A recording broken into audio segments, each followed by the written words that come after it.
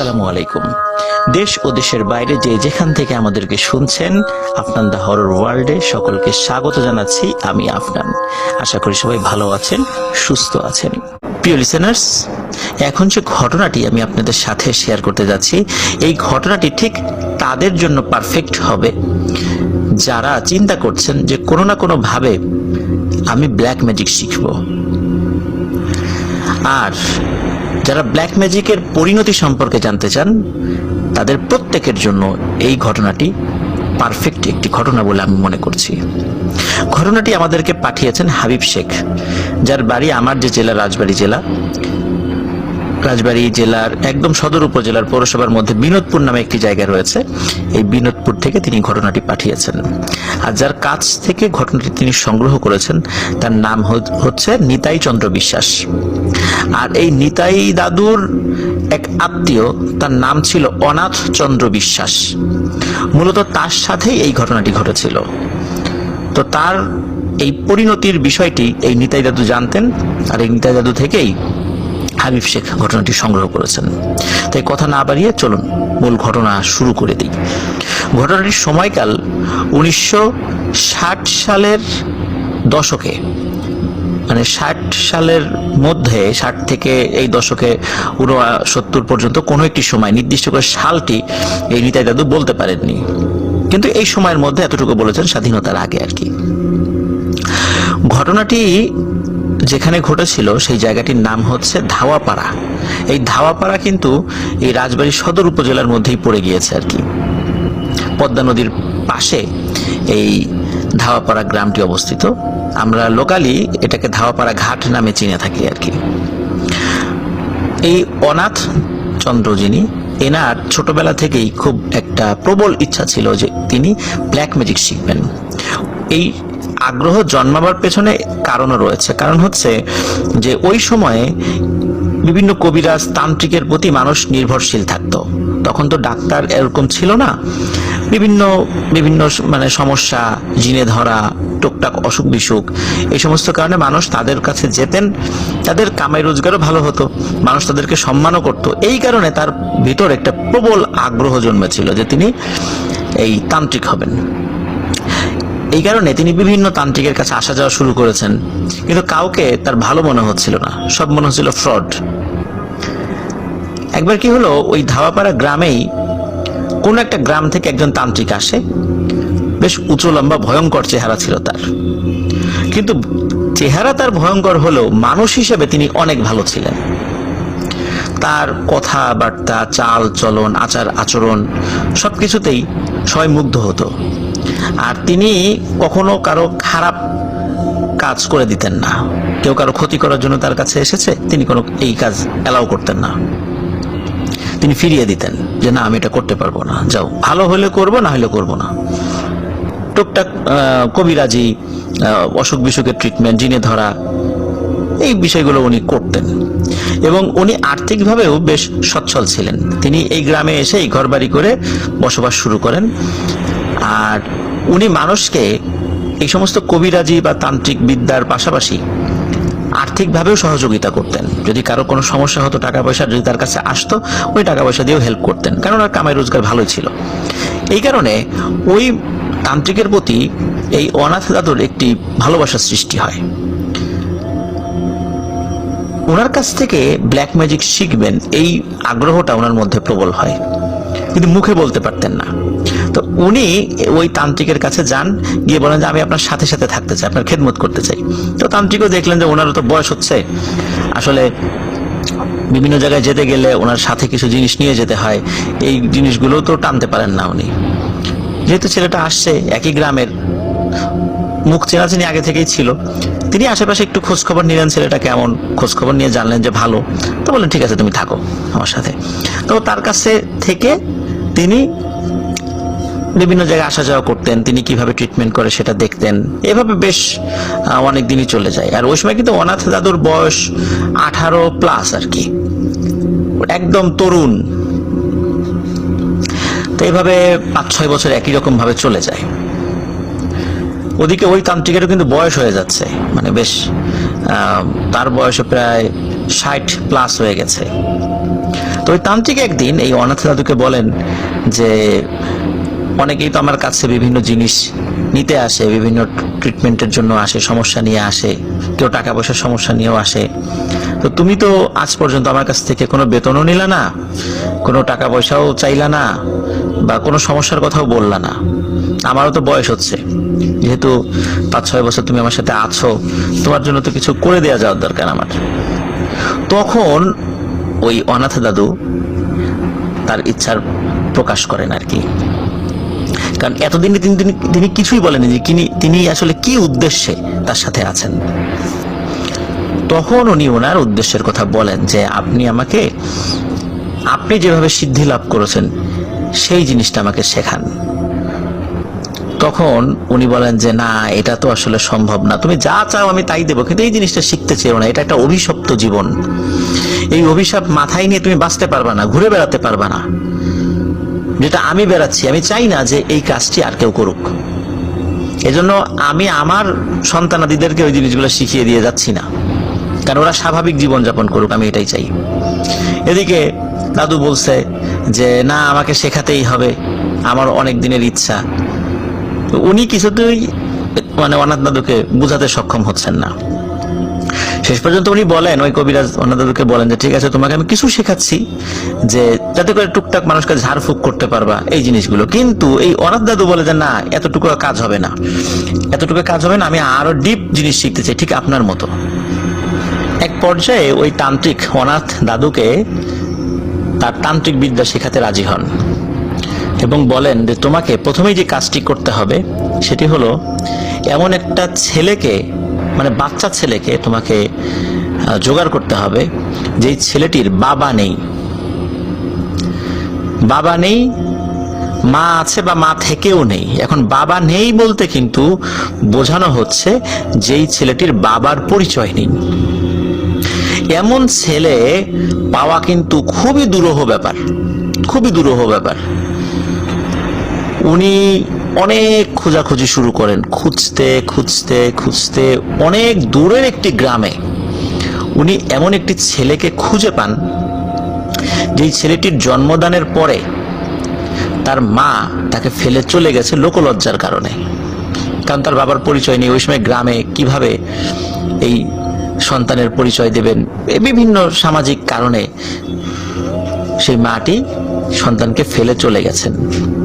এখন এই ছেলের দায়িত্ব কে নেবে? তো উনি যেহেতু এভাবে খুঁজছিলেন এমন টাইপের একটি ছেলে, তাকে পেয়ে যান এবং তাকে সাথে করে নিয়ে আসেন। কবিরাজের শর্ত ছিল যে এই ছেলে সে যখন তার ঘরে বড় হতে থাকবে, তার সকল ধরনের আবদার, যে জিনিস খেতে চায়, যে জিনিস পড়তে চায়, সেই আবদার মেটাতে হবে। তো বলেন ঠিক আছে, তাই করা হবে। অনাথ দাদু যখন ওই তান্ত্রিকের সাথে কাজ শুরু করেছে তখন উনি বিয়ে করেননি, পরবর্তীতে বিয়ে করেছিলেন আর কি। তো ওই সন্তানকে এনে তার ওয়াইফের কাছে দেন, বলেন যে এই সন্তানের কোনো যেন অযত্ন না হয়। ওই সন্তানের বয়স যখন 12 বছর পূর্ণ হবে যেই রাত্রে, সেই রাত্রেই একটি রিচুয়াল করতে হবে ওই ছেলেকে দিয়ে। এখন 12 বছর কবে পূর্ণ হবে এটি ওই কবিরাজ বলে দেবেন যে তার বয়স ওই সময় 12 বছর হবে। এখন কিভাবে তিনি জানবেন সেটা ভিন্ন জিনিস, কারণ আগেকার দিনে তো এইভাবে মানুষ জন্ম তারিখ তো আসলে লিখে রাখতেন না বা কোনোভাবে সম্ভব হতো না। কিন্তু ওই কবিরাজ বলেছিলেন যে আমি এটা বলে দিব তোমাকে। তো ওই ছেলেটি বড় হচ্ছে অনাথ দাদুর ঘরে, একদম তার নিজের ছেলের মতো বড় হচ্ছে, কোনো অভাব অনটন কোনো কিচ্ছু রাখেননি, তার কোনো আবদারকে কখনো যে ফেলে দিয়েছেন বিষয়টা এরকম নয়। এভাবে দিন যায় রাত যায়। এদিকে কি হয় যে ওই যে কবিরাজ উনি এই যে 12 বছরের একটা দীর্ঘ সময়, ওই ছেলেকে যখন নিয়ে আসে তার বয়স ছিল 7-8 মাস এরকম আর কি, কিন্তু 12 বছর একটা দীর্ঘ সময়। তখন এই কবিরাজ একটা সময় ওই অনাথ দাদুকে বলেন যে আমি তো আমার যে মূল গ্রাম সেখানে চলে যাচ্ছি। তখন এই অনাথ দাদু বলেন তাহলে আমার কি হবে? আপনি যে বললেন এই ছেলেকে লালন পালন করতে হবে, তখন বলেন যে আমি যদি বেঁচে থাকি অবশ্যই এই ছেলের বয়স 12 বছর হওয়ার আগেই আমি তোমার সাথে এসে দেখা করব। তো তিনি সেই প্রতিশ্রুতি দিয়ে চলে যান। এদিকে ওই ছেলেটি বড় হতে থাকে। সত্যি 12 বছর হয়ে যাবে এমন কোনো একটি সময়ে হঠাৎ ওই কবিরাজ চলে আসেন ওই গ্রামে ধাওয়াপাড়া। এসে অনাথ দাদুকে বলেন যে সময় হয়ে এসেছে, ওই ছেলের বয়স আগামী পরশু 12 বছর পূর্ণ হবে, আর তোমার যে ইচ্ছা সেটিও পূর্ণ হতে চলছে। আমি তোমাকে কথা দিয়েছিলাম তোমাকে আমি কিছু শেখাবো, এখন সেই সময়টা এসেছে, আমার কথা যেন আমি রাখতে পারি, এই জন্য আমি আবার চলে এসেছি। তখন অনাথ দাদু বলেন আমাকে কি করতে হবে? তখন বলেন যে তোমাকে ওই রাত্রে, মানে পরশু রাত্রে, ওই ছেলেকে নিয়ে আমি যেখানে বলি সেখানে আসতে হবে। ওই ছেলে যেই মিষ্টি খেতে পছন্দ করে সেই ধরনেরই মিষ্টি তুমি বেশ কয়েক কেজি কিনে আনবা, আর সাথে করে বড় একটি ধারালো তরবারি নিয়ে আসবা। তো যে কথা সেই কাজ, উনি ওইভাবেই ওই ছেলেটিকে নিয়ে রাতের বেলা নিয়ে আসেন। কিন্তু আরেকটা শর্ত ছিল, সারাদিন ওই ছেলেটিকে উপোস রাখতে হবে, যাতে ওই ছেলেটি কোনো ধরনের কোনো পানীয় স্পর্শ করতে না পারে, এবং রাতের বেলা একটি নির্দিষ্ট সময়ে ওই মিষ্টি তাকে খেতে দিতে হবে। তো সারাদিন ছেলেটিকে উপোস রাখা হয় এবং ওই কবিরাজের কথা অনুযায়ী একটি নির্দিষ্ট জায়গায় নিয়ে আসা হয়। নিয়ে আসার পরে তাকে বলা হয় যে তুমি ছেলেটিকে মিষ্টি খেতে দিবা। মিষ্টি খেতে খেতে একটা পর্যায়ে ছেলেটি তোমার কাছে পানি চাইবে, তুমি বলবো আচ্ছা বাবা আমি পানি আনছি। এই বলে তুমি পানি দেওয়ার নাম করে সাথে সাথে পেছনে গিয়ে এই তরবারি দিয়ে এক কোপে তার মাথাটা আলাদা করে দিবা দেহ থেকে। তখন ওই অনাথ দাদু একটু ইতস্তত বোধ করছিল যে না, এটা কিভাবে সম্ভব, এতদিন ধরে ছেলেটিকে বড় করেছি, এখন মেরে ফেলবো, এরকম তো কথা ছিল না। আমি মনে করছি এমনি হয়তোবা এই ছেলেটাকে পালতে বলছেন, এই ছেলেটাকে দিয়ে আমি কোনো সিদ্ধি লাভ করতে পারবো, কিন্তু তাকে হত্যা করে সিদ্ধি লাভ করতে হবে, এটা কেমন কথা? তখন ওই কবিরাজ বলেন এটাই তোমাকে করতে হবে, এই জন্যই তোমাকে বলেছিলাম এই জীবন অভিশপ্তের জীবন, অভিশাপ তোমার উপর নেমে আসবে, এটাকে তোমাকে মেনে নিতে হবে, কিছু করার নেই, তা না হলে তুমি সিদ্ধি লাভ করতে পারবে না। এখন তখন মানে ওই অনাথ দাদু চিন্তা করেন যে সারাটা জীবন আমি আমার মনের মধ্যে পালন করছি যে আমি বড় একজন তান্ত্রিক হব, এখন এই সুযোগটাকে হাতছাড়া করে ফেলবো? না, এটা আমাকে করতেই হবে। সত্যি ওই ছেলেটিকে একটা নির্দিষ্ট সময় মিষ্টি খেতে দেন। ছেলেটি ওই মিষ্টি খেতে খেতে একটি পর্যায়ে বলে বাবা পানি খাবো। এমন করুণ ভাবে সে পানি খেতে চায়, তখন বলে যে আচ্ছা পানি আনছি। পানি আনছে এই কথা বলে পেছন দিকে ঘুরে গিয়ে তরবারি দিয়ে এক কোপে ছেলেটির দেহ থেকে মাথা বিচ্ছিন্ন করে ফেলেন। যখনই এই কাজটি করে ফেলেছেন সাথে সাথে ওনার বোধোদয় হয় যে হায় হায়, এটা আমি কি করলাম, ছেলের মতো করে বড় করলাম, এত আদর দিয়ে তাকে আমি মেরে ফেললাম এই তান্ত্রিক হওয়ার জন্য, এটা আমি কি করলাম। উনি অনুশোচনায় কান্না করতে করতে মাটিতে গড়াগড়ি করতে থাকেন।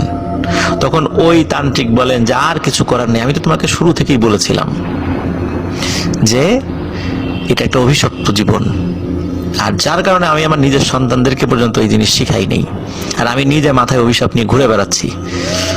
তুমি এই অভিশাপ জীবন বেছে নিয়েছো, এখন আর কিচ্ছু করার নেই, তুমি যেটা চাও সেটা পূর্ণ হয়ে গেছে ইতোমধ্যে। এই ছেলের রূপ ধরে একটি পিশাচ তোমার পিছে লেগে গেছে এখন থেকেই। এই পিশাচ তোমার কাছে সবসময় আসবে, আজকে রাত থেকেই আসবে, এবং এসে বলবে বাবা পানি খাবো। তুমি বলবা পানি দেব, আমাকে এই কাজটা করে দাও। তখন ওই পিশাচটি ওই কাজটি করে দিয়ে আবার তোমার কাছে আসবে, বলবে যে বাবা পানি খাবো।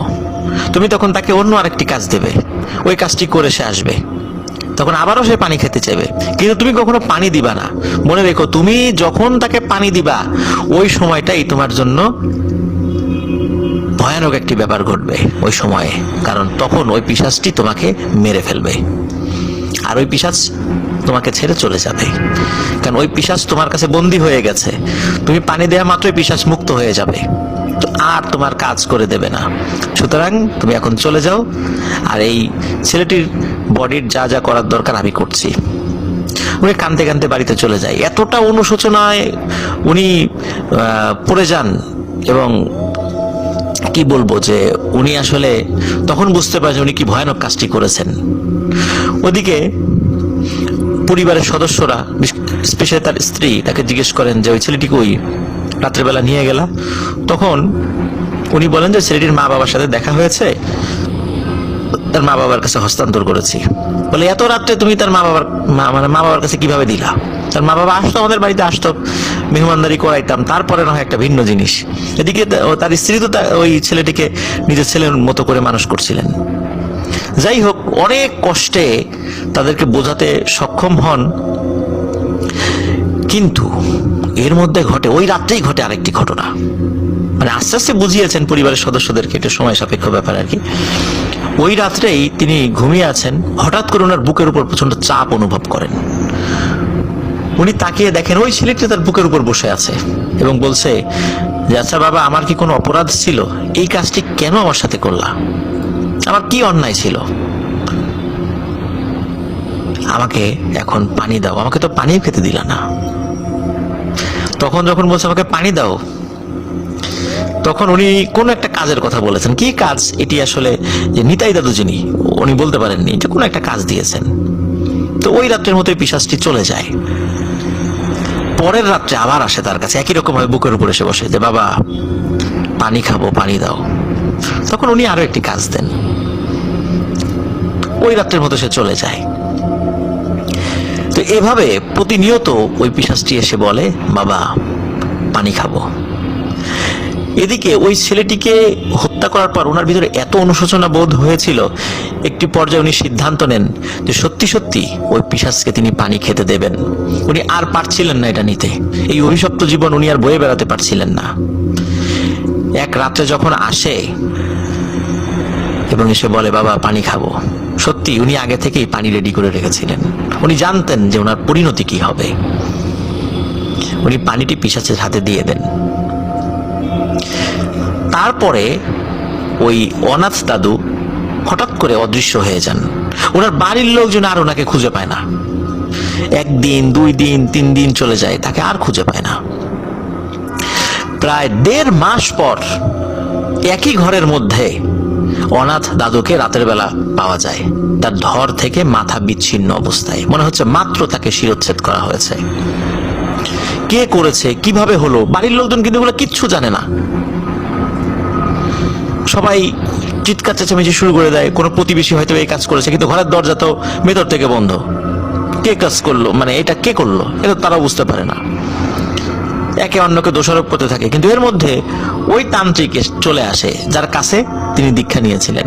সে এসে বলে যে ওকে আসলে কোনো মানুষ হত্যা করেনি, কোনো প্রতিবেশী হত্যা করেনি, কোনো মামলা মোকদ্দমা করারও কোনো প্রয়োজন নেই, কারণ ও আসলে ওর নিজেকেই হত্যা করেছে। কারণ একটি পিশাচ তার পিছে লেগে গিয়েছিল, পিশাচকে তার মানে গোলাম বানিয়ে দেওয়া হয়েছিল, এবং সে এইভাবে তাকে পানি দিয়েছিল বলে তাকে ওই পিশাচটি হত্যা করেছে, এবং পিশাচটি এখন মুক্ত হয়ে গেছে। এটি ছিল ঘটনা। প্রিয় লিসেনার্স, এই ঘটনা থেকে আমরা জানতে পারলাম যে ব্ল্যাক ম্যাজিশিয়ান হয়ে ওঠা কিন্তু খুব কঠিন একটি ব্যাপার। একটি অভিশপ্ত জীবন, একটু এদিক ওদিক হলেই প্রাণ চলে যাবে। আর এই অভিশপ্ত জীবন নিয়ে কোনো সুপার ন্যাচারাল পাওয়ার হোল্ড করা, এটি কিন্তু নিশ্চয়ই কোনো বুদ্ধিমানের কাজ নয়। ইহকাল তো নষ্ট হলোই, পরকালও শেষ। আশা করছি এই ঘটনাটি আপনাদের ভালো লেগেছে এবং ঘটনাটি থেকে আপনারা অনেক কিছু শিখতে পেরেছেন, এবং আমাদের পরবর্তী জীবনের জন্য এই ঘটনাটি শিক্ষণীয় একটি বিষয় হয়ে থাকবে।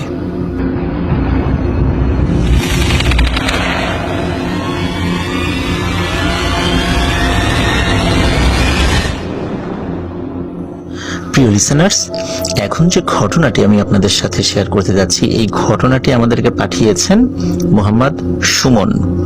তার বাড়ি মাগুরা জেলার শ্রীপুর থানায়।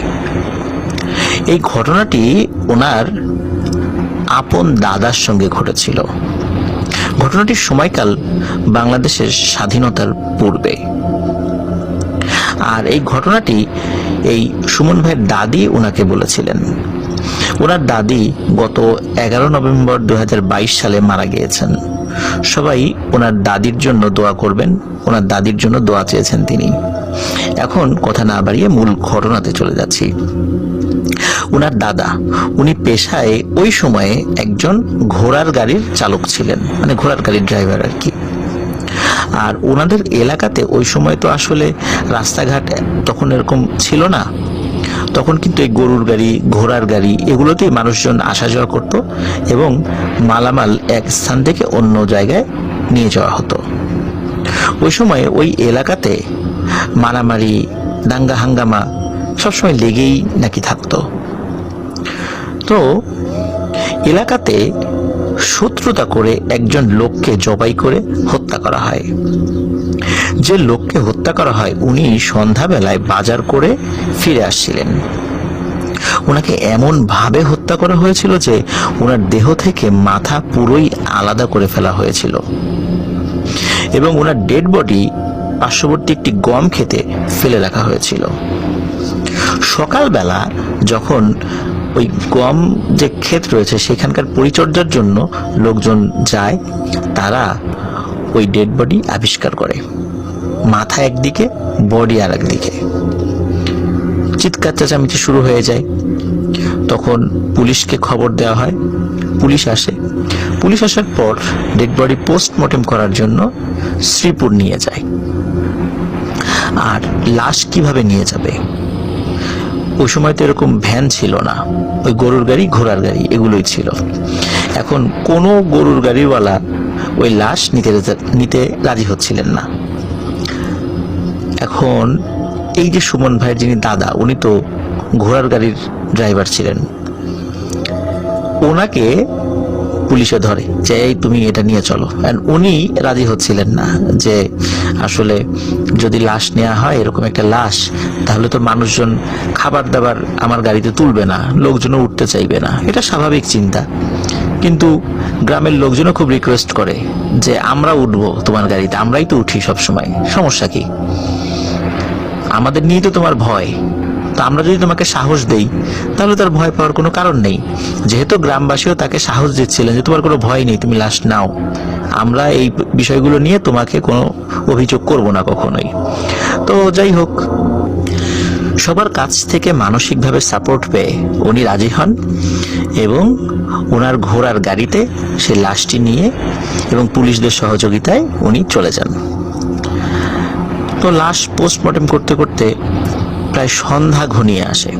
সন্ধ্যার পর আবার তাকে লাশ বুঝিয়ে দেওয়া হয়। ওই লোকের যাকে হত্যা করা হয়েছিল তার কোনো আত্মীয় স্বজন সাথে আসেনি, যেহেতু ওই সুমন ভাইয়ের দাদা গ্রামের একজন খুব পরিচিত ব্যক্তি ছিলেন। তো আত্মীয় স্বজনরাই তাকে বলে যে তুমি লাশটি নিয়ে এসো। আর ওই লোকের আসলে ওইরকম তেমন মানে পরিণত বয়স্ক আত্মীয় স্বজন আশেপাশে ছিলও না যে তার ওই লাশটার সাথে যাবে আর কি। তো যার কারণে মোটামুটি সবাই দায়িত্ব ওই সুমন ভাইয়ের দাদাকেই দিয়েছিলেন। তো উনি একাই লাশ নিয়ে গিয়েছিলেন পুলিশের সহযোগিতায়। কিন্তু পোস্টমর্টেম করার পর, লাশ বুঝে নেওয়ার পর তো আর কেউ নেই। পুলিশ তো আসার সময় সাথে এসেছে, যাওয়ার সময় তার সাথে থাকবে না। পুলিশ তো তাদের কাজ করে শেষ করে দিয়েছে। তো সুমন ভাইয়ের দাদার কাছ থেকে টিপসই নেন যে লাশ বুঝে পেলাম। তারপরে সুমন ভাইয়ের দাদা ওই লাশটি নিয়ে আবার গ্রামের দিকে ফিরতে থাকেন। সন্ধ্যার কিছু আগে তাকে বুঝিয়ে দেওয়া হয় এখন রাস্তাঘাট তো খারাপ, চাইলেও তো দ্রুত আসা যাবে না, ঘন্টা 2, 2.5 বা 3 ঘন্টা সময় লেগেই যাবে গ্রামে আসতে আসতে। তো আসছিলেন, তো আস্তে আস্তে মোটামুটি এশার আজান দিয়ে দিয়েছে। তখন এশার আজানের বেশ খানিকক্ষণ পর উনি এমন একটা জায়গায় আসেন যে আশেপাশে কোনো ঘর বাড়ি নেই। মানে ওই পথটা ওনাকে বেশ একা একাই আসতে হবে, আশেপাশে কোনো লোক পাওয়ারও কোনো সম্ভাবনা নেই। তো উনি আস্তে আস্তে হঠাৎ একটি জায়গায় চলে আসেন যেখানে একটি বড় গাছ ছিল। ওই গাছের নিচ দিয়ে উনি যখন ওনার ঘোড়ার গাড়িটি লাশ সমেত নিয়ে যাচ্ছিলেন, ওনার মনে হলো ওই গাছের কাছাকাছি কোনো একটা জায়গা থেকে কান্নার আওয়াজ আসছে। মনে হচ্ছে কেউ ফুপিয়ে ফুপিয়ে কাঁদছে। তো শুরুতে সুমন ভাইয়ের দাদা এটাকে মনের ভুল ভাবেন, যে হয়তোবা ভুল শুনছেন তিনি। কিন্তু উনি যখন কিছুটা পথ আরো এগিয়ে যান, হঠাৎ করে তিনি দেখেন যে সামনে সাদা কাপড় পরা একটি লোক হেঁটে যাচ্ছে, তার কাঁধে একটি বস্তা রয়েছে। ঘোড়ার গাড়ির নিচে কিন্তু হারিকেন থাকতো। উনি কিন্তু হারিকেন জ্বালিয়ে নিয়েছিলেন যখন সন্ধ্যা লেগে গিয়েছিল, সন্ধ্যা ভাব হয়েছিল আর কি, ওই লাশ নেওয়ার সময় হারিকেন জ্বালিয়ে রেখেছিলেন। তো ওই হারিকেনের আলোতেই উনি দূরে দেখতে পাচ্ছেন যে একটি লোক সাদা কাপড় পরা, কাঁধে একটি সাদা বস্তা, এটি নিয়ে হেঁটে যাচ্ছে এবং ওই লোকটি কান্না করছে। তো তখন দাদা মনে মনে ভাবলেন, এত রাতে এই লোকটা কোথায় যায়? আশেপাশে তো কোনো বাড়িও নাই, বাজারও নাই, চারদিকে শুধু মাঠ আর মাঠ। কিছু সময় পর দাদা পেছনে তাকালে দেখতে পান ওই বৃদ্ধ লোকটা দাদার গাড়ির পেছনে বসে আছে। এটা যখন দেখে সাথে সাথে উনি ভয়ানক ভয় পান। উনি বুঝতে পারেন যে এই অপমৃত্যু যেহেতু হয়েছে এই লাশটির বা এই লোকটির, এই কারণে এই সমস্যাটি হচ্ছে। তো দাদা মনে মনে যা দোয়া কালাম জানতেন তাই পড়তে থাকলেন। একটি সময় যখন অতিবাহিত হয় তখন দাদা খেয়াল করলেন ওই বৃদ্ধ লোকটি আর নেই, কিন্তু ওই যে লাশটি ছিল এই লাশটি কাত হয়ে গাড়ির একদিকে চলে গেছে। তো সুমন ভাই দাদা ভাবলেন হয়তো বা গাড়ির ঝাঁকিতে লাশটি একদিক থেকে আরেক দিকে চলে গেছে। উনি আবার কি করেন, লাশটি আবার ঠিক করে দেন, মানে যেখানে থাকার দরকার ছিল সেদিকে সরিয়ে নিয়ে আসেন। কিছু সময় পর আবার সুমন ভাই দাদা ফিল করেন ওনার গাড়িটি অনেক ভারী হয়ে গেছে, মানে এতটা ভারী হয়েছে যে ঘোড়াটি ঠিক মতো গাড়িটি এগিয়ে নিয়ে যেতে পারছে না। উনি চেষ্টা করছিলেন যে ঘোড়াকে বারবার তাগাদা দিয়ে গাড়িটি সামনের দিকে নিয়ে যাওয়ার জন্য। আর তখন রাস্তায় কাদাও ছিল না যে কাদার মধ্যে গাড়ির চাকাটা পড়ে যাবে, একদম স্বাভাবিক ছিল। তো উনি মনে মনে দোয়া দুরুদ যা জানতেন পড়তে থাকেন। এই দোয়া দুরুদ পড়তে পড়তে হঠাৎ করে আবার গাড়ির পেছন দিক থেকে সেই কান্নার আওয়াজটা কানে ভেসে আসে সুমন ভাই দাদার। এবার তিনি খেয়াল করলেন যে কান্নার আওয়াজটা আসলে অন্য কোনো লোকের নয়। ওই যে লাশটি তিনি নিয়ে আসছিলেন, যে লাশটির মাথা কেটে ফেলা হয়েছিল, ওই লাশটি উঠে বসে আছে এবং ওই লাশটি কান্না করছে। লাশটির তো মাথা কেটে ফেলা হয়েছিল, তো ডোম লাশটির মাথা সেলাই করে দিয়েছিল। লাশটি যেহেতু চাটাইয়ে মোড়ানো ছিল ওই অবস্থাতেই উঠে বসেছিল, কিন্তু চারদিকে কিন্তু মোড়ানো ছিল এবং ওই লাশটি কান্না করছিল। এই অবস্থা দেখার পর উনি যে কি রকম ভয় পেয়েছিলেন তা তো প্রিয় লিসেনার্স আপনারা বুঝতেই পারছেন।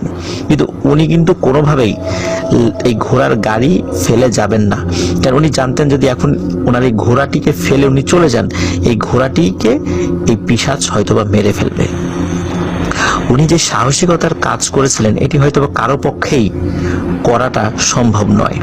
উনি এই ভয়ানক সিচুয়েশনের মধ্যেই ঘোড়ার গাড়িটি ঘুরিয়ে ফেলেন। ঘুরিয়ে বলতে ঠিক যেদিক থেকে এসেছিলেন সেদিকে ঘুরিয়ে ফেলেন এবং ঘোড়ার পিঠে চাবুক মারতে থাকেন এবং দ্রুত গতিতে ঘোড়াকে এগিয়ে নিয়ে যেতে থাকেন সেই থানার দিকে। প্রায় 2.5 ঘন্টার রাস্তা উনি 1 ঘন্টায় চলে আসেন, মানে এত দ্রুত এসেছিলেন। আর পেছন থেকে বারবার সেই কান্নার আওয়াজ ভেসে আসছিল, তার পরিচিত কণ্ঠে তাকে ডাকছিল যেন এই লাশটিকে নিয়ে যাওয়া না হয়। কিন্তু তিনি জোরে জোরে দোয়া পড়ছিলেন এবং ঘোড়ার গাড়িটি চালিয়ে থানায় নিয়ে যান। এত রাত্রে থানায় তিনি গাড়ি নিয়ে এসেছেন। থানার পুলিশরা দেখে তাকে কারণ জিজ্ঞেস করে যে এই লাশটি না সন্ধ্যার সময় তুমি নিয়ে গেলা, কেন নিয়ে আসলা? তো থানার যিনি দায়িত্বে ছিলেন তাকে তিনি সব ঘটনা খুলে বললেন। যদিও বা থানা পুলিশের কাছে এই ঘটনাগুলোর বিশ্বাসযোগ্যতা নেই, তারপরও থানার যিনি ওসি সাহেব ছিলেন তিনি খুব ভালোভাবে তার কথাগুলো শুনলেন। তিনি কোনো উত্তর দেননি যে এটা বিশ্বাসযোগ্য নয় বা বিশ্বাসযোগ্য। তিনি বললেন যে ঠিক আছে, যেহেতু ভয় পেয়েছো লাশটি এখানেই থাক, সকালবেলা তুমি ধীরে সুস্থে লাশটি নিয়ে গ্রামে চলে যাও। তো ওনাকে থানার একটি পাশে বিশ্রামের জায়গা দেওয়া হয় এবং ওই লাশটি সুন্দর করে একটি জায়গায় রেখে দেওয়া হয়। সকালবেলা আবার পুলিশদের সহযোগিতায় ঘোড়ার গাড়িতে লাশ তুলে দেওয়া হয় এবং উনি খুব সুন্দরভাবেই বাড়িতে চলে আসেন। তো চলে আসার পর উনি খুব যেহেতু সারা রাত উনি খাননি, দিনের বেলাতেও খাওয়া দাওয়া হয়নি, আগের দিন আর কি। তো বাড়িতে এসে উনি আর এই ধরনের ভয়ঙ্কর ঘটনা খুলে বলেন না। উনি প্রথমেই ওই আত্মীয় স্বজন, ওই লাশের যারা ছিলেন তাদের কাছে লাশটি বুঝিয়ে দেন এবং বাড়িতে এসে বলেন যে কি খাবার আছে, তাড়াতাড়ি খাবার দাও, ক্ষুধা লাগছে। ওই সময় আবার মাছ রান্না করা হয়েছিল, তিনি মাছ খান এবং মাছ খাবার কিছুক্ষণ পরে উনি অসুস্থ হয়ে যান। তখন তার এই অসুস্থতার কারণ উনি প্রথমত ধরতে পারেননি, কিন্তু বাড়ির লোকজন জিজ্ঞেস করে কি ব্যাপার, মাছ খাওয়ার পরেই কোনো সমস্যা তো অন্য কারো হয়নি, তোমার হলো? তখন উনি বলেন যে রাত্রেবেলা ভয় পেয়েছেন। এই কথা শোনার সাথে সাথে ওনার বাড়ির সকলে বলেন যে তুমি রাত্রে ভয় পেয়েছিলে, তাহলে কেন আগে বলনি? ভয় পাওয়ার পরের পর এরকম মাছ খেতে হয় না যদি ঝাড়ফুঁক না করা হয়। এটা গ্রামের একটা বিশ্বাস আর কি। তো ওই যে উনি অসুস্থ হতে থাকলেন, ওনার শরীরে আগের মতো আর শক্তি ছিল না। ক্রমাগত উনি অসুস্থ হতেই থাকেন, শরীর দুর্বল হয়ে যেতে থাকে। ওনাকে একজন কবিরাজের কাছে নিয়ে যাওয়া হয়েছিল। তো কবিরাজ বলেন যে একটি ভয়ানক পিশাচ তার পিছনে লেগেছিল আর তাকে ভয় দেখানোর চেষ্টা করেছিল যাতে করে ওই লাশটি ফেলে সে চলে যায়, কিন্তু সে তো সেটা করেনি। এজন্য পিশাচটি তার উপর খুব ক্ষিপ্ত হয়েছে। তো যাই হোক, যেটি ঘটে সেটা হলো উনি ভয় পাওয়ার সাথে সাথে যেহেতু মাছ খেয়েছিলেন, এই কারণে তার শারীরিক যে সমস্যা দেখা দেয়, এরপরে ওই পিশাচের কোনো প্রভাব তার উপর ছিল না। কিন্তু উনি ওই যে ভয় পেয়েছিলেন এবং প্রথম অবস্থায় যে অসুস্থ হয়েছিলেন, এরপরে উনি আর কখনোই সুস্থ হননি। উনি এরপরেও অনেক বছর বেঁচে ছিলেন, কিন্তু সুস্থ অবস্থায় একদিনও ছিলেন না, সবসময় অসুস্থ অবস্থায় ছিলেন। এভাবেই তিনি মারা যান। তো এটি ছিল ঘটনা। প্রিয় লিসেনার্স, এখান থেকে একটি বিষয় জানতে পারলাম, গ্রামের মানুষরা কিন্তু অনেক কিছু কুসংস্কার হিসাবে গণ্য করে, যেটা আমরা সেটাকে কুসংস্কার বলি, কিন্তু তারা সেটাকে খুব মান্য করে। আমাদের ভাষায় যেটা কুসংস্কার, এটা তাদের কাছে খুব মারাত্মক একটা বিশ্বাস যে সেটা করতেই হবে। এই যে ভয় পাওয়ার পর অনেক সময় আমরা দেখি গরম পানি দিয়ে গোসল করানো, তারপরে লোহা ধুয়ে পানি খাওয়ানো, এই ধরনের বিষয়গুলো যদিও বা বিজ্ঞানসম্মত নয়, আবার অনেক ক্ষেত্রে আমরা ধর্মীয় কোনো ভিত্তিও এই ঘটনাগুলোর বা এই ধরনের কার্যকলাপের পাই না। কিন্তু এই যে কিছু কিছু প্রথা চালু রয়েছে, আমি জানি না এটা আসলে কতটুকু সত্য, কিন্তু হতেও পারে যে দীর্ঘদিন ধরে চলে আসা এই জিনিসগুলো, এই টোটকা চিকিৎসাগুলো ভয়ের একটি খুব ভালো প্রতিষেধক হিসাবে কাজ করে। আর এই ধরনের ভয় পেলে সাহস ধরে রাখাটা এটা খুব কঠিন একটি ব্যাপার, যেটি সুমন ভাইয়ের দাদু করেছিলেন। সুমন ভাইয়ের দাদু এখন জীবিত নেই, তার জন্য আমরা আল্লাহর কাছে দোয়া করি আল্লাহ তাআলা তাকে বেহেশত নসিব করুন।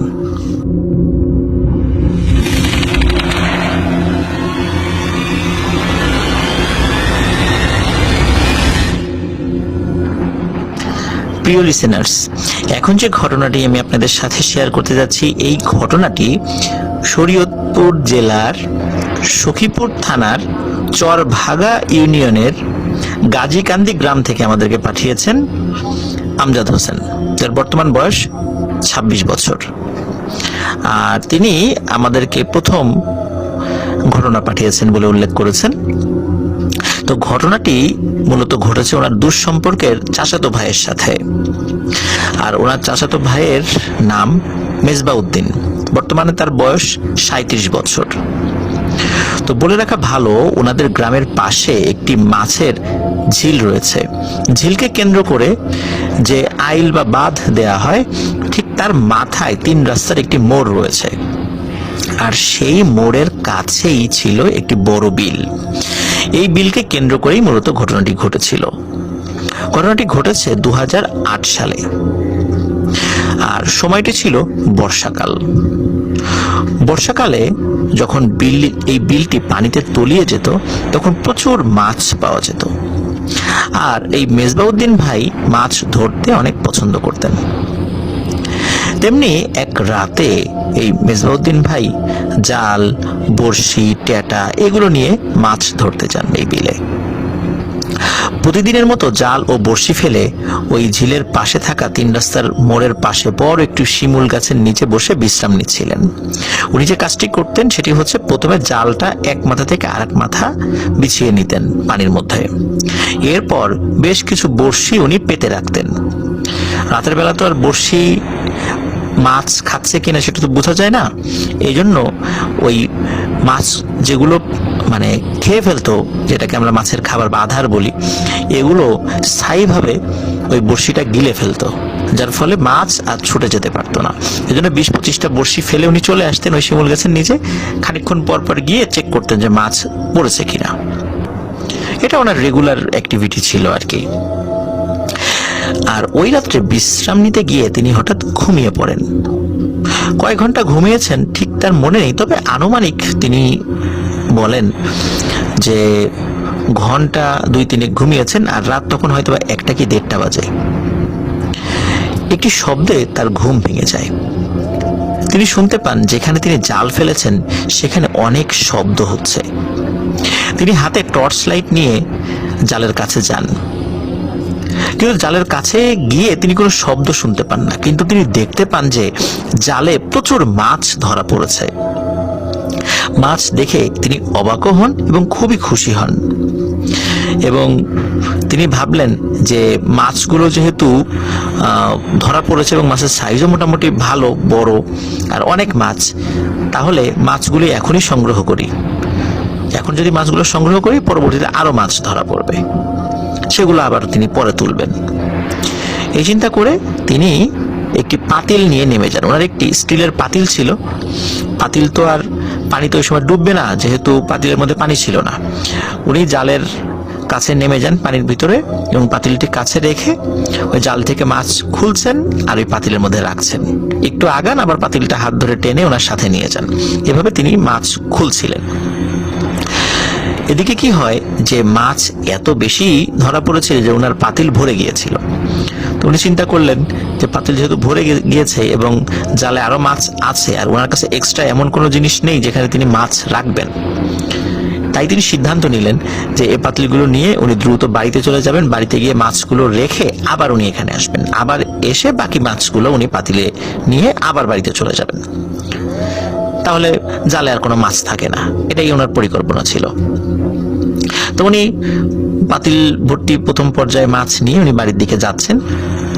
তো যখন ওই শিমুল গাছটি আবার পার হয়ে গিয়েছেন, হঠাৎ করে ওনার মনে হলো যে ওনার যে পাতিলটা যেটা উনি মাথায় নিয়েছেন, পাতিলটি অনেক ভারী এবং ভেতরে মাছগুলো খুব জোরে নড়াচড়া করছে, এবং পাতিলটি ভারী থেকে আরো ভারী হচ্ছে। উনি যে কাজটি করেন সেটি হলো যে পাতিলের ভার সইতে না পেরে অনেক কষ্টে মাথার উপর থেকে পাতিলটি নামান নিচে। নামানোর পর উনি খুবই অবাক হন এবং ভয়ও পান। উনি দেখেন যে পাতিলের মধ্যে একটি মাছও নেই। তাহলে এই পাতিলটি যে এত ভারী হয়ে গেল এবং নড়াচড়া করলো কি কারণে? মাছই যদি না থাকে তাহলে এমনটা কেন ঘটলো? ওনার মনের মধ্যে ভয় ঢুকে যায়। তখন তিনি চিন্তা করলেন যে এক মুহূর্ত আর এখানে নয়, এখনই বাড়ির দিকে চলে যাব।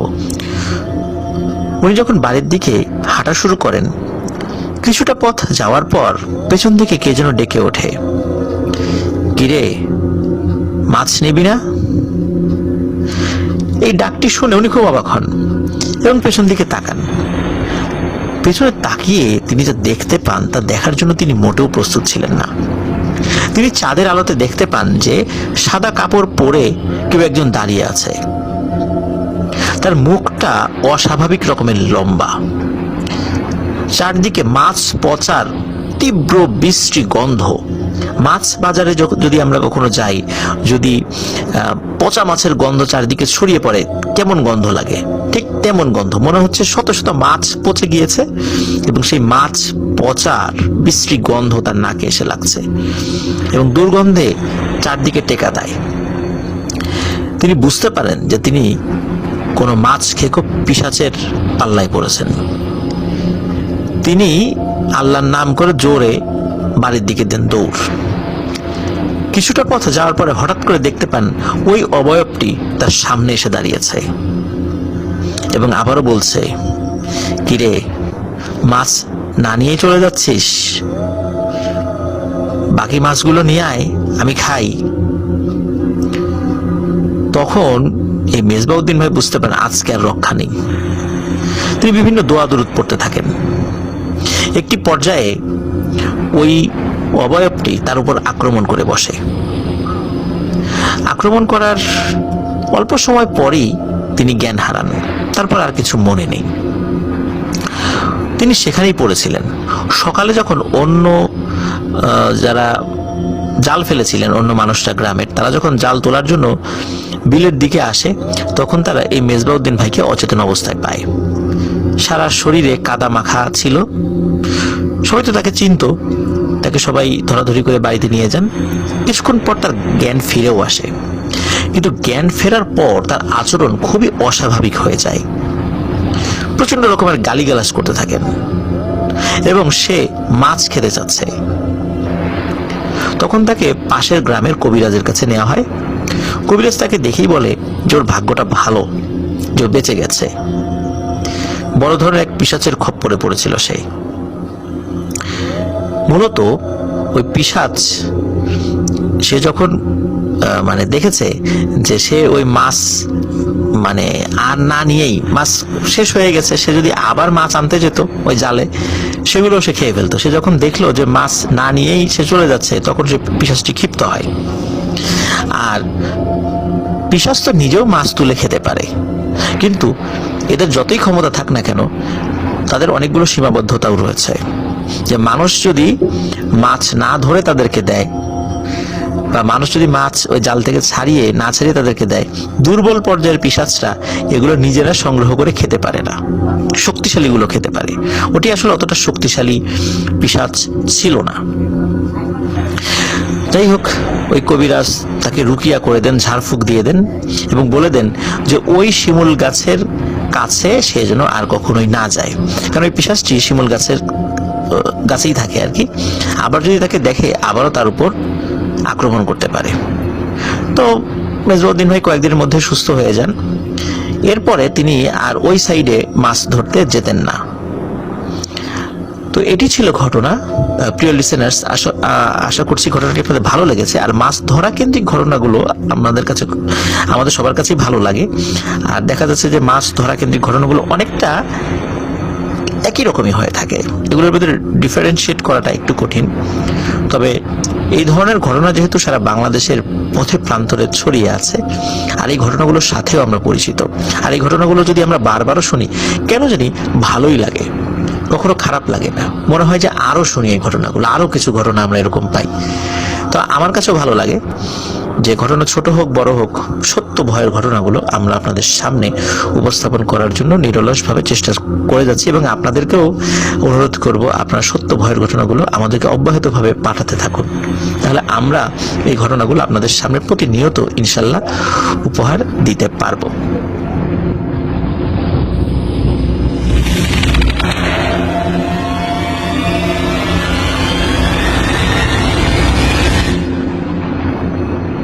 প্রিয় লিসেনার্স, এখন যে ঘটনাটি আমি আপনাদের সাথে শেয়ার করব, এই ঘটনাটি আমাদেরকে দুবাই থেকে পাঠিয়েছেন শাকিল ভাই। তিনি গত 3 বছর ধরে দুবাইতে রয়েছেন।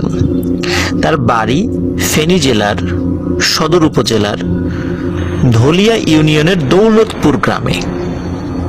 আর ঘটনাটি মূলত তারই যমজ ভাই শরীফুল ইসলাম নিকেলের সাথে ঘটেছে। তার নাম শাকিল এবং তার যমজ ভাইয়ের নাম হচ্ছে নিকেল। তো ওনারা 2 ভাই 1 বোন। ঘটনাটির সময়কাল 2005 কি 6 সালের দিকে। ওনার ভাই এবং উনি শাকিল এবং নিকেল, এই দুজন খুব ডানপিটে ছিলেন। বেশিক্ষণ ঘরে থাকতেন না। সকাল বিকাল দুপুর সন্ধ্যা যেটাই হোক না কেন, টাইমের কোনো ঠিক ঠিকানা নেই। যখন ভালো লাগতো ঘরের বাইরে চলে যেতেন। আর ওনার যে ভাই নিকেল, তার একটি শখ ছিল, সেটি হচ্ছে বিভিন্ন ধরনের পাখি পালন করা। সে কি করত, বিভিন্ন গাছে উঠে যেত, উঠে গিয়ে বিভিন্ন পাখির বাসা থেকে পাখির ছানাগুলো নিয়ে আসতো, আর ওই ছানাগুলো পালা তার একটি শখ ছিল। একটি সময় সে আবার এগুলো ছেড়েও দিত। তো এভাবেই সে তার শখ পূরণ করত। আর ঘটনাটি যখন ঘটে তখন সময়টা ছিল শীতকাল। ঘটনাটি সূত্রপাত হয় একদিন দুপুর বেলায়। আর ওনাদের এলাকাতে পরিত্যক্ত ভুতুরে বাড়ি যেগুলো রয়েছে, মানে অনেকদিন পড়ে আছে, কেউ থাকে না, পুরাতন জমিদার বাড়ি গোছের এমন যে বাড়িগুলো, স্থানীয়ভাবে সেই বাড়িগুলোকে ছা বাড়ি বলা হয়। তো ওনাদের গ্রামে এমন একটি পরিত্যক্ত বাড়ি ছিল, আর ওই বাড়ির পেছনে অনেক বড় একটি চর ছিল। অনেকেই ওখানে চাষাবাদ করত। তো ঘটনাটি যেদিন সূত্রপাত হয় সেদিন দুপুরবেলা উনি বাড়িতেই ছিলেন, মানে শাকিল ভাই বাড়িতেই ছিলেন। আর ওনার ভাই নিকেল সে ওই দিন দুপুরবেলায় ওই দিকটাতে গিয়েছিল। ওই পরিত্যক্ত বাড়ির বেশ খানিকটা এগিয়ে গেলে, মানে ওই বাড়ি থেকে বেশ খানিকটা এগিয়ে গেলে ওই দুই ভাইয়েরই এক বন্ধুর বাসা ছিল। তো ওকে ডাকার জন্য গিয়েছিল। আর ঘটনাটি যখন ঘটে তখন কিন্তু দুই ভাইয়ের বয়সই 12-13 বছর এরকম। তো সেদিন কোনো কারণে ওই বন্ধুটি, যেই বন্ধুর বাড়িতে ওই নিকেল গিয়েছিল, সে বাড়িতে ছিল না। আর ওই বন্ধুর কাছে মোবাইল ফোনও ছিল না, যার কারণে যোগাযোগ করে যেতে পারেনি। তো আত্মীয় বাড়িতে গিয়েছিল মূলত তার ওই বন্ধু। আর যেহেতু তার সাথে দেখা হয়নি, সে তখন কি করে, যে সে যে রাস্তা দিয়ে গিয়েছিল তখন কিন্তু ওই রাস্তাতে যাওয়ার সময় ওই পরিত্যক্ত বাড়ির কাছ দিয়ে যায়নি, কিন্তু ফেরত আসার সময় ওই পরিত্যক্ত বাড়ির ওইখান দিয়ে সে ফিরছিল। তো ওই পরিত্যক্ত বাড়ির পেছন দিকে একটি ছোটখাটো বাগান ছিল। যখন ওই বাগানের পাশ দিয়ে নিকেল আসছিল তখন সে দেখতে পায় যে স্বাভাবিক সাইজ থেকেও কিছুটা বড়, খুব বেশি বড় না, কিছুটা বড়, একদম ধবধবে সাদা দুটো বিড়াল ঝগড়া করছে।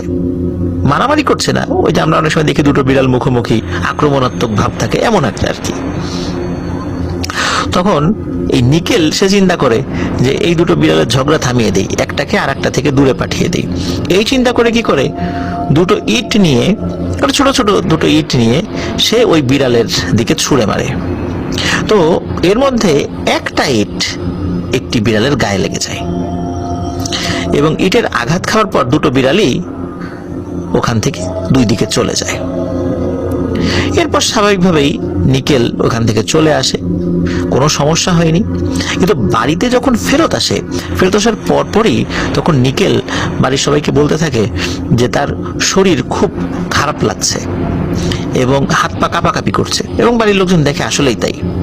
সাধারণত জ্বর আসার আগে এইরকম মনে হয় যে হাত পা কাঁপাকাঁপি শুরু হয়ে গিয়েছে। একসময় বিকাল গড়িয়ে সন্ধ্যা নামে। এরপর সত্যি সত্যি এই নিকেলের গায়ে প্রচন্ড রকমের জ্বর আসে। শুরুতে এটাকে স্বাভাবিক জ্বর মনে করা হয়, যার কারণে এই শাকিল ভাই কি করেন, তার নিজের ভাইয়ের জন্য স্বাভাবিক জ্বরের যে ওষুধগুলো রয়েছে দোকানে গিয়ে সেই ওষুধ নিয়ে আসেন এবং তাকে খাইয়েও দেন। এদিকে তার বাড়ির সদস্যরা এই নিকেলকে গায়ে জলপট্টি দিয়ে দিচ্ছিল, কিন্তু কোনোভাবেই জ্বর কমছিল না। রাত যখন 9টা পার হয়ে গিয়েছে তখন শুরু হয় এই নিকেলের অস্বাভাবিক আচরণ। শুরুতে তার অসংলগ্ন কথাবার্তাকে জ্বরের ঘোরে যে ভুল বকছে এটা সবাই চিন্তা করেছিল আর কি, কিন্তু একটা সময় মনে হয় না, সে ভুল বকছে না। সে অদৃশ্য কিছু দেখে চিৎকার করে কান্নাকাটি করছে এবং বলতে থাকে, আম্মু আমাকে ওরা মেরে ফেলবে, ওরা আমার কাছে আসছে, আমাকে ধরে রাখো, আমাকে আমাকে যেন নিতে না পারে, আমাকে ধরে রাখো, এরকম বলতে থাকে। এই বলা বলিগুলো যখন তীব্র হয়ে যায় তখন সবাই বুঝতে পারে যে আসলে না, এটা তো শুধু ভুল বকাবকির মধ্যে সীমাবদ্ধ নয়। এভাবে যেহেতু কন্টিনিউ বলে যাচ্ছিল, তার চিৎকার চেঁচামেচিতে আশেপাশের লোকজনও চলে আসে যে কি হয়েছে।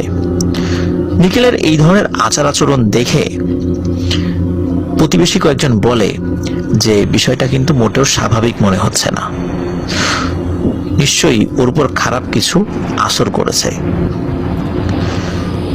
রাত তখন 10টা পার হয়ে গিয়েছে, আর গ্রামের বাড়িতে 10টা মানে কিন্তু অনেক রাত। এর মধ্যে কি হয় যে এই শাকিল ভাইয়ের খালা এবং খালাতো ভাইকে মোবাইল ফোনে খবর দেওয়া হয়। ওরাও তাড়াতাড়ি চলে আসে, ওদের বাড়ি বেশি দূরে ছিল না। তো ওনার খালাতো ভাই ওনাদের থেকে বয়সে বড়, বেশ বড় এবং খুব উঁচা লম্বা শক্ত সামর্থ্য মানুষ। তার নাম হলো রনি। তো রনিকে বলা হয় যে একে এখন কি করা যায়। তখন রনি বলে যে আমাদের পাশের গ্রামে একজন হাফেজ সাহেব আছেন, উনি একটা মসজিদ মাদ্রাসার দায়িত্বে আছেন, ওনাকে যদি এখানে নিয়ে আসা যায় তাহলে এই বিষয়টার একটা সুরাহা হতে পারে যদি আল্লাহ চান। কারণ উনি এই জিন রিলেটেড অনেক চিকিৎসা করে থাকেন এবং অনেকেই তার কাছে গিয়ে আল্লাহর রহমতে উপকার পেয়েছে। সঙ্গত কারণে সেই হুজুর, উনি একজন কোরআন হাফেজ ছিলেন, হাফেজ সাহেবের নামটা বলা যাচ্ছে না, তো ওনাকে ফোন করা হয়। ফোন করার পর উনি আসতে অপারগতা প্রকাশ করেন। কারণ হিসেবে তিনি জানান, যেহেতু তিনি এই জিন রিলেটেড ট্রিটমেন্টগুলো করে থাকেন, রাতের বেলা উনি একা বের হলে অনেক দুষ্টু জিনেরা ওনার ক্ষতি করে এবং ক্ষতি করার চেষ্টা করে। এই কারণে ওনার রাতের বেলা বের হওয়া নিষেধ। উনি বলেন যে যদি কোনোভাবে নিকেলকে তার কাছে নিয়ে আসা হয় তাহলে উনি চেষ্টা করবেন। যেহেতু আর কোনো উপায় ছিল না, তখন এই শাকিল ভাই, তার যে খালাতো ভাই রনি এবং শাকিল ভাইয়ের আম্মা, এই তিনজন মিলে নিকেলকে নিয়ে যেতে থাকেন। নিকেলকে এই শাকিল ভাইয়ের যিনি চাচাতো ভাই রনি, তিনি কোলে করে রাখেন, কারণ সে হাঁটার মতো অবস্থায় ছিল না। আর ওই রনি ভাই বেশ শক্ত সামর্থ্য মানুষ, সুতরাং নিকেলকে আসলে কোলে করে রাখা ওনার জন্য কোনো ব্যাপারই ছিল না। আর খুব বেশি দূরে ছিল না সেই হুজুরের যেখানে উনি থাকতেন, একটি মাদ্রাসায়। তো যাচ্ছিলেন, পথ ছিল কিন্তু একদম শুকনো। ওই রনি ভাই বলে ওঠেন যে কেন জানি এই নিকেলের শরীরটা অনেক ভারী হয়ে যাচ্ছে, উনি আর ধরে রাখতে পারছেন না। শুরুতে তিনি মনে করেছিলেন যে অনেকক্ষণ ধরে রেখেছেন, এই জন্য হয়তোবা সে ভারী হয়ে যাচ্ছে, কিন্তু আসলেই তা নয়। মনে হচ্ছে তার ওজন 5-6 মণ হয়ে যাচ্ছে, এমনটা। আর ওই সময় প্রচন্ড কুয়াশা ছিল, এমনিতে ওই সময় শীতকাল ছিল, মানে এত কুয়াশা, মানে হঠাৎ করে নেমে আসে, মনে হচ্ছে 2 হাত দূরের কোনো কিছু তখন দেখা যাচ্ছে না, এমন কুয়াশা। নর্মালি এত কুয়াশা কিন্তু পড়ে না। হ্যাঁ, কুয়াশা পড়তে পারে, কিছুটা দূরে পর্যন্ত তো দেখা যাবে, কিন্তু এত কুয়াশা ওনারা কখনোই দেখেননি। তো ওনারা যখন তারপরও চেষ্টা করে এগিয়ে যাচ্ছিলেন, একটি কবরস্থানের পাশে চলে আসেন। ওই কবরস্থানটা পার হয়েই যেতে হবে। তখন ওই নিকেলের শরীরে নাকি প্রায় 3-4 জন মানুষের শক্তি চলে আসে। এমনিতে তো তার বডি ভারী হয়ে গিয়েছিল, তখন 3-4 জন মানুষের শক্তি চলে আসে। সে এমন ভাবে ওই রনি ভাইয়ের হাত চেপে ধরেছিল, তো রনি ভাইয়ের নাকি মনে হচ্ছিল যে তার হাত ভেঙে গুঁড়ো গুঁড়ো হয়ে যাবে। আর যখন হাত চেপে ধরেছে, উনি আর ওই নিকেলকে মানে ধরে রাখতে পারেননি। উনি তাকে ওই কোলে নেওয়া অবস্থাতে উনি ঠাস করে পড়ে যান। উনি আবার উঠে দাঁড়ানোর চেষ্টা করেন নিকেলকে নিয়ে, কিন্তু নিকেল কিন্তু তার হাত ছাড়ছিল না এবং প্রচন্ড জোরে চেপে ধরেছে এবং প্রচন্ড ব্যথা লাগছিল তার। এত কিছু করার মধ্য দিয়েও অনেক কষ্টে তাকে সেই হুজুরের কাছে নিয়ে যেতে সক্ষম হন। তো হুজুর উনি নিকেলকে খুব ভালো করে দেখেন। দেখার পর তিনি বুঝতে পারেন যে তার উপর সত্যি সত্যি খুব শক্তিশালী কোনো জিন আছর করেছে। তো উনি নিকেলকে সামনে বসিয়ে নির্দিষ্ট কিছু রিচুয়ালের মাধ্যমে সেই জিনদেরকে হাজির করেন। মূলত 2টি জিন ছিল সেখানে। ওই জিনগুলো বলে যে এরা নিজেরা নিজেদের মতো করে খেলা করছিল। এরা তো ওই নিকেলের সামনে আসেনি, তাকে তো ভয়ও দেখায়নি, কিন্তু ও কেন অযথা ইট ছুঁড়ে মারল এবং ওদের একজনকে যখন ইট ছুঁড়ে মারে, 2জনকে মেরেছিল, একজনের গায়ে লেগেছিল একটা ইট, সে আহত হয়েছে। সুতরাং এর প্রতিশোধ না নিয়ে তারা যাবে না। যদি এমন হতো যে ওরা তাকে বিরক্ত করতে এসেছে, এই কারণে সে বাঁচার জন্য তাকে আঘাত করছে, সেই বিষয়টা ভিন্ন হতো। কিন্তু ওরা তো তার কাছে যায়নি, তারা তো ছিল জঙ্গলের মধ্যে। কেন অযাচিত ভাবে তাদের কর্মকাণ্ডে হস্তক্ষেপ করা হলো, এটা ছিল তাদের ক্ষোভ। যাই হোক, হুজুর তাদেরকে অনেক রিকোয়েস্ট করেন রিকোয়েস্ট করার পর মানে এই নিকেলের পক্ষ থেকে বারবার তাদের কাছে ক্ষমা চান। মূলত এই দুটো জিন শক্তিশালী হলেও তারা খারাপ জিন ছিল না, তারা যেতে রাজি হয়। কিন্তু বলা হয় যে যেহেতু তাদের শরীরে আঘাত করা হয়েছে, একটা কাফফারা দিতে হবে। সেটা হলো তাদের শরীরের, যেহেতু তারা একদম সাদা ধবধবে বিড়ালের বেশে ছিল, এই জন্য দুটো সাদা মোরগ কিনতে হবে। কেনার পরে এ দুটো মোরগ কোনো এতিমখানায় এতিম বাচ্চাদের দান করে দিতে হবে, তারা সেটা খাবে। যদি এই কাজটি করতে পারে তাহলে তারা ওকে ছেড়ে চলে যাবে আর ওকে ডিস্টার্ব করবে না। তো রাজি হয় তারা, এবং পরের দিনই গ্রামের বিভিন্ন জায়গায় খোঁজ লাগিয়ে দুটো সাদা মোরগ তারা পায়। এই সাদা মোরগ দুটি স্থানীয় একটি এতিমখানায় তারা দিয়ে আসে, এবং ওই দিনই তারা এই মোরগ দুটি জবেহ করে এবং বাচ্চাদেরকে খাইয়ে দেয়। এরপরেই নিকেল আস্তে আস্তে সুস্থ হয়ে ওঠে, এবং এরপরে ওর সাথে আর কোনো ঘটনা ঘটেনি। প্রিয় লিসেনার্স, আমরা এই টাইপের ঘটনা কিন্তু মাঝে মাঝেই পাই, যে কোনো কারণে জিনের গায়ে আঘাত করা হয়েছে, তারপর জিনটি পিছনে লেগেছে এবং অনেক ক্ষতি করে, সহজে ছাড়ানোই যায় না। এমনও হয় জিনকে হত্যা করার মাধ্যম দিয়ে মুক্তি পেতে হয়। তো আমরা এই ঘটনা থেকে বুঝতে পারলাম যে আসলে জিন খারাপ হোক ভালো হোক, তাদের শরীরে যদি অযাচিতভাবে আঘাত করা হয় তাহলে তারা কিন্তু প্রতিশোধ নিয়েই ছাড়বে। এই দুটো জিন ভালো ছিল বিধায় খুব অল্পর উপর দিয়ে নিকেল সুস্থ হয়ে গেছে, এবং দুটো মোরগ চেয়েছিল যেগুলো এতিমখানার বাচ্চাদেরকে খাইয়ে দিতে বলা হয়েছিল। এমনটা বলেনি যে একটা খাসি লাগবে অমুক জায়গায় দিয়ে আসো আমরা খাবো, এমনটা বলেনি। কিন্তু দেখুন যে ভালো জিন হলেও তারা কিন্তু মানুষের উপর প্রতিশোধ নিতে ছাড়ে না। এই জন্য আমাদের কিন্তু সবসময় সচেষ্ট থাকতে হবে, অকারণে অযাচিতভাবে কোনো কারণ ছাড়াই আমরা যেন কোনো প্রাণীকে আঘাত না করি, হোক সেটা দিনের বেলা। আমরা তো আগে জানতাম যে রাতের বেলা কোনো প্রাণীকে আঘাত করতে হয় না, তার মানে আমরা এই ঘটনা থেকে বুঝতে পারলাম দিনের বেলায়ও অকারণে আমরা কাউকে আঘাত না করি, স্পেশালি কোনো বোবা প্রাণীকে। হতে পারে ওই বোবা প্রাণী জিনের বেশে রয়েছে, আমরা তো বুঝতে পারবো না স্বাভাবিকভাবেই। আর এটাও তো বলা আছে অকারণে কোনো প্রাণীকেই যেন আমরা কষ্ট না দিই, সেটা যদি জিনও না হয় তাহলেও যেন আমরা কষ্ট না দিই। কারণ ওরা কিন্তু নালিশ তো আমাদের কাছে করতে পারে না, মানুষের কাছে করতে পারে না, কিন্তু ঠিকই যার কাছে নালিশ করলে কাজ হবে সেই সৃষ্টিকর্তার দরবারে কিন্তু সাথে সাথে নালিশ করে দিতে পারে। আর মজলুম হিসাবে যখন তারা নালিশ করে তখন কিন্তু ওদের অভিশাপও আমাদের গায়ে লেগে যাবে। তো প্রিয় লিসেনার্স, আশা করছি এই ঘটনাটি আপনাদের ভালো লেগেছে এবং এই ঘটনাটি থেকে আমরা কিছু শিক্ষণীয় বিষয় পেয়েছি।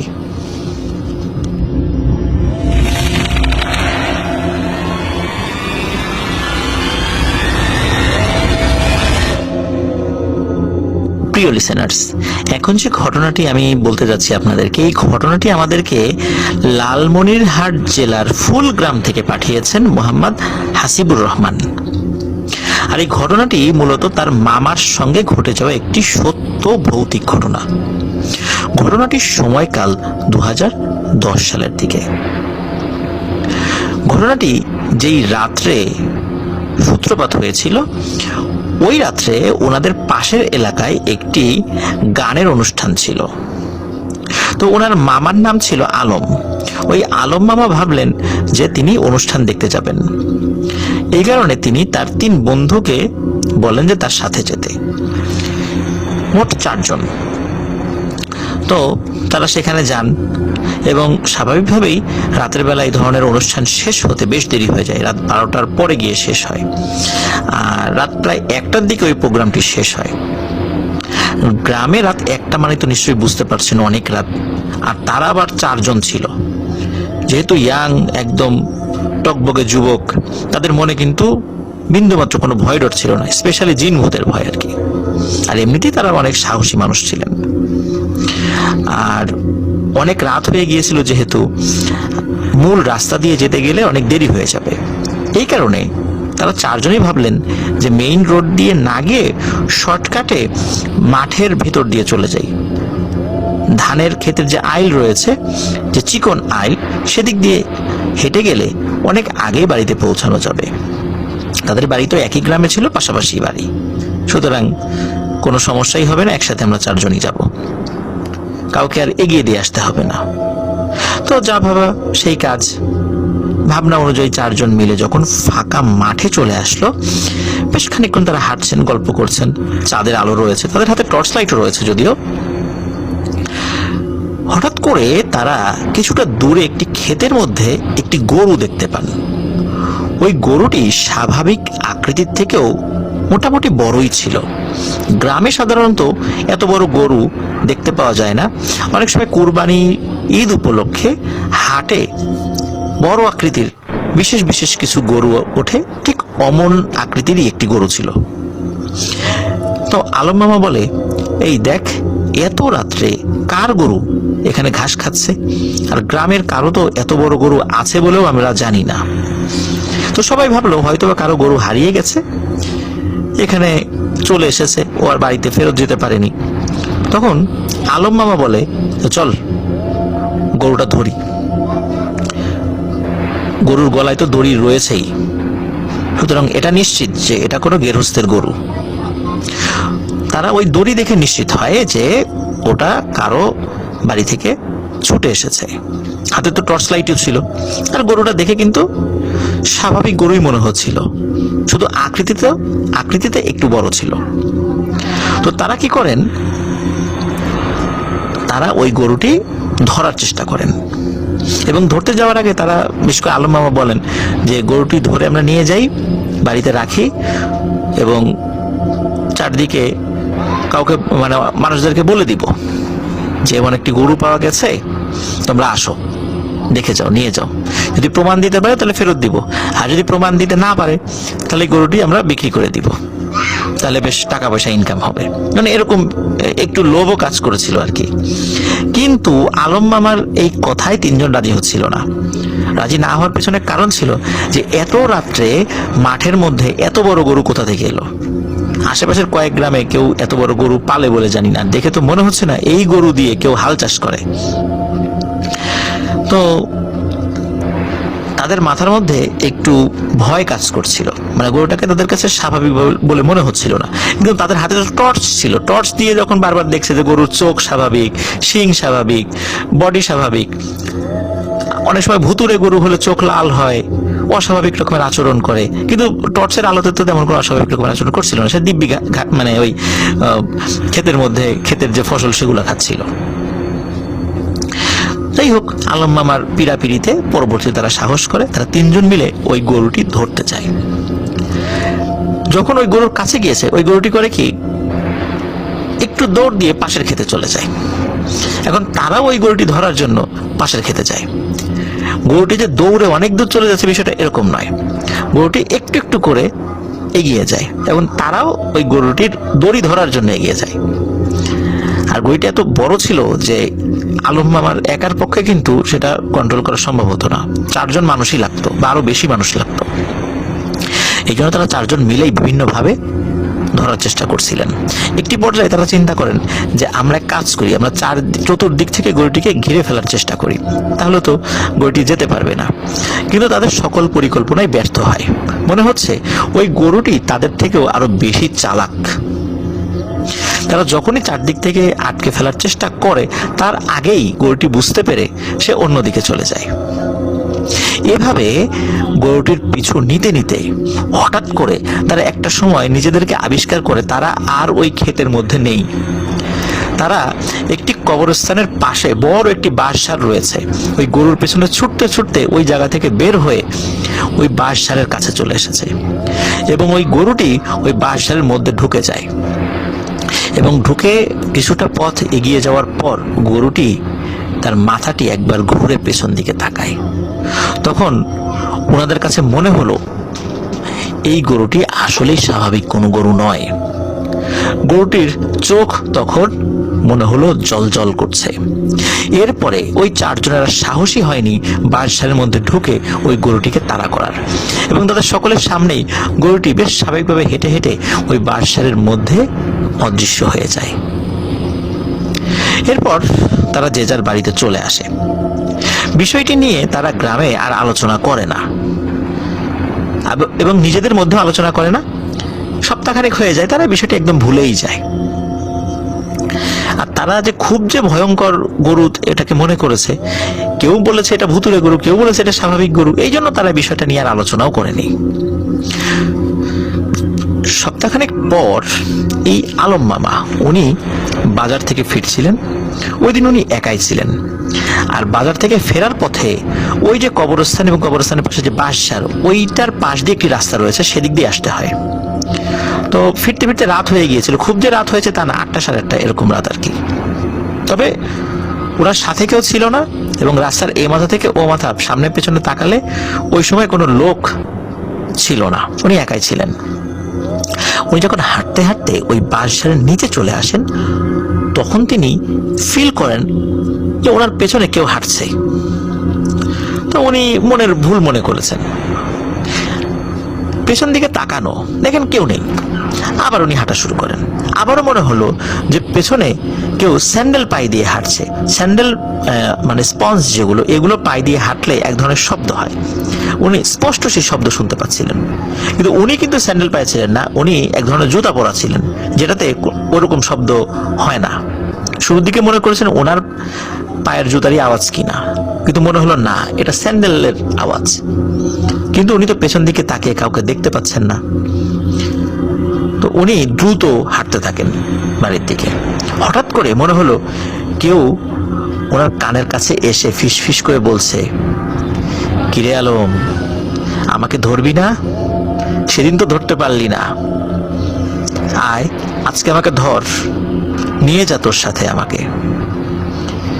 এই কথা বলার সাথে সাথে আলম মামা ভয়ানক ভয় পায় এবং জোরে লাগায় এক দৌড়।